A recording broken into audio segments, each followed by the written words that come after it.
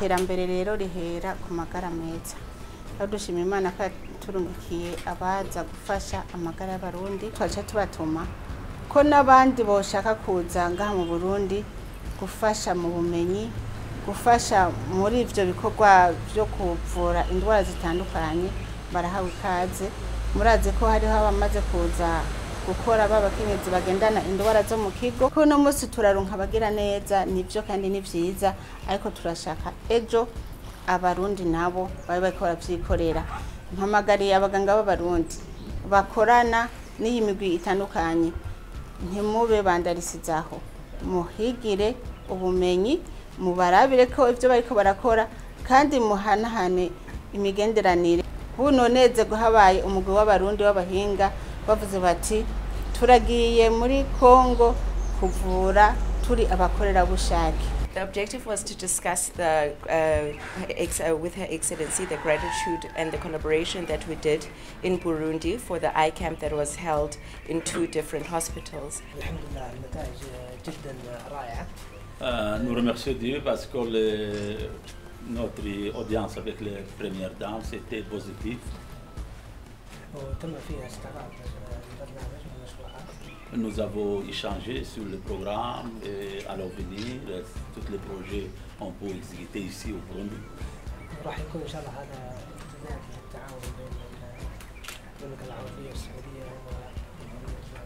Et nous, aujourd'hui, nous considérons que nous allons continuer la coopération entre l'Arabie Saoudite et la République du Burundi.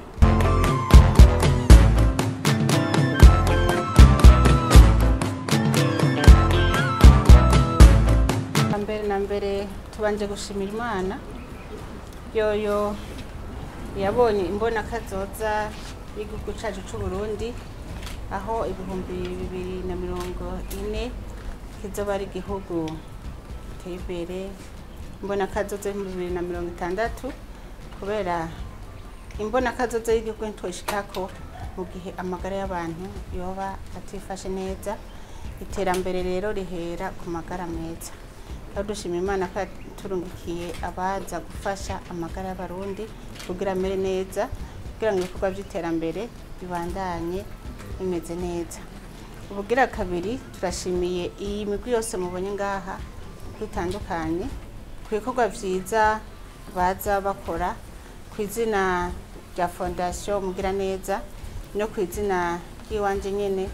Turashima cyane ingene bama bagira umwitwarariko wo kuza gukorana na Fondation mu bijanye n'amagara meza y'abarundi. Rero byo twavuganye ngaha bwa mbere kwabaye kubashimira no kubakeza ingene igikorwa bakoze cyagenze neza mu kibimba, bashoboye kuvura no gukora abantu 320. Ngaha nayo Bujumbura ubu bageze mu bantu 450. Aho rero byose kandi bigenda neza. Rero bamaze kubona izo ndwara za cataract, baciye babona ko hariho n'indi ndwara abarundi bagwara canke abantu bose bagwara, ata abantu barayumvira kuza bayitwararika cyane, yitwa glaucome mu kirimi cy'inyamahanga. Mu Kirundi yo ndwara naje ntayonzi. Cataract yo ndazi ko bavuga ko aragaharage.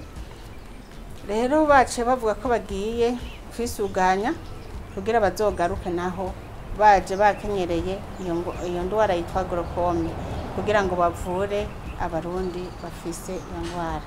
Rero turashimiye cyane amashirahamwe barungitse, turashimiye ndetse gose n'umwami yarungitse iryo shirahamwe ry'umwami, twongera tubatuma baze kubaturamukiriza kandi bavuga ko Burundi ari nyabagendwa kandi Burundi bukunda abanyamahanga.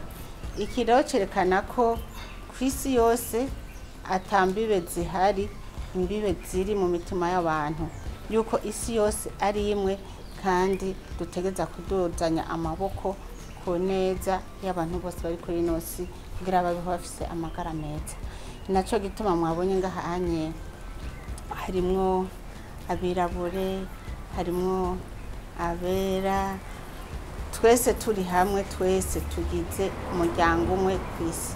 Nico gituma mpamagariye n'abandi bagira neza b'amadini atandukanye kuraba ineza y'abantu bose bo ku isi badacaguye ati tuko turaraba ku idini kanaka canke turaraba umuryango kanaka, bumve ko abantu bose ari kiremwa c'Imana. Ibiro turabishimira cyane kubona ibikorwa byose bamaze gukora n'abandi bose baje imbere yabo biguma bigenda neza.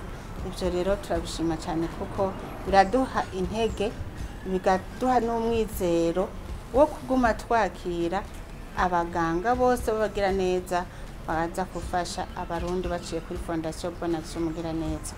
Ninaco gituma rero twaje tubatuma ko n'abandi boshaka kuza ngaha mu Burundi gufasha mu bumenyi, gufasha muri ivyo bikorwa byo kuvura indwara zitandukanye, barahawe ikaze.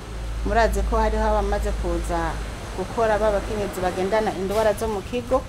Si ivyo gusa, indwara zihari ni nyinshi zikenera abahinga babinonosoye. Wa wundi ati ako aguha ifi ofuma wigisha kuroba, hako umuntu aguha urusenga rwo kuroba akwigishe kuroba no gukoresha urwo rusenga. Kuno munsi turaronka abagira neza, nivyo kandi ni vyiza, ariko turashaka ejo abarundi nabo babe bariko baravyikorera.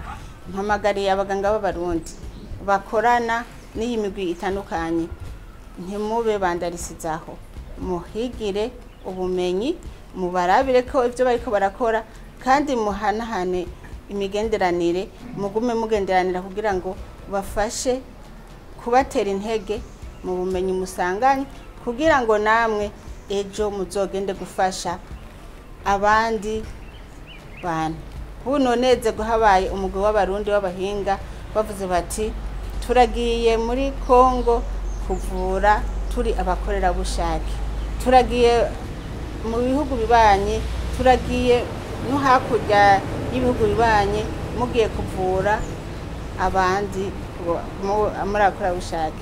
Ivyo bizotuma kandi isura y'igihugu iguma yiyongerekana kuyagwa mu makungu kubera ibikorwa.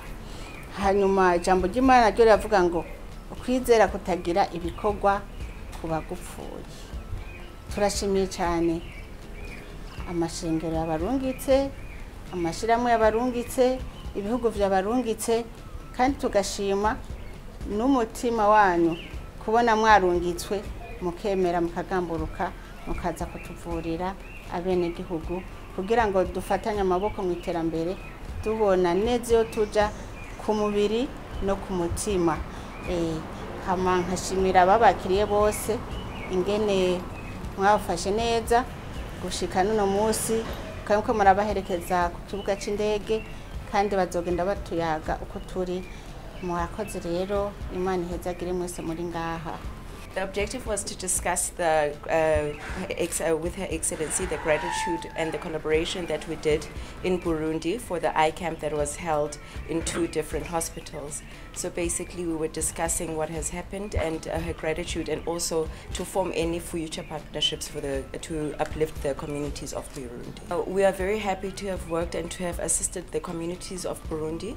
There's still a great need, and that we hope that to come back in collaboration with all the foundation and the organizations that were involved to continue to uplift the communities of Burundi. So we hope that we will be back again to conduct such iCamp and for other future projects. Actually, I'm presenting at Basar International Foundation. We're doing free eye camps, cataract surgery. But really we are very happy this time to work with the First Lady of Burundi. She gave us a lot of support and more facilities. So we did more than 100 cataract surgery and even glaucoma surgery in Kimimba and in Bujumbura. كنت الآن مع السيدة الأولى في اللقاء، ودعنا نعرف ما هي النتائج التي خرجت بها من هذا اللقاء. الحمد لله النتائج جدا رائعة.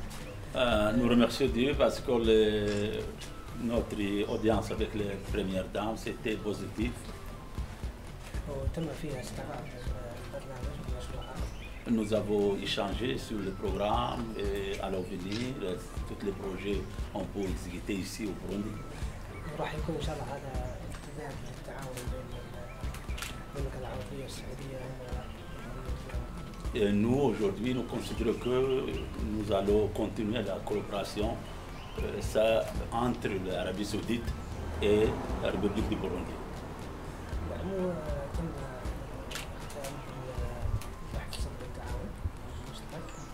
Nous étudions les domaines de notre collaboration à l'avenir. نشكر لك. On vous remercie.